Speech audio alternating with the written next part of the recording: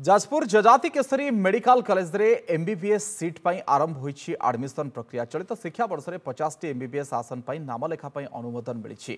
प्रथम छात्र भाव में बिहार मिथिलेश कुमार नाम लेखाई। सहित राज्य सरकार पक्षर काउंसलिंग आरंभ होईछि। समस्त सीट पूरण हो समस्त आनुषंगिक व्यवस्था जोगाई दि जाइछि medical college dean doctor Sitaram Mahapatra सूचना दैछन्ति।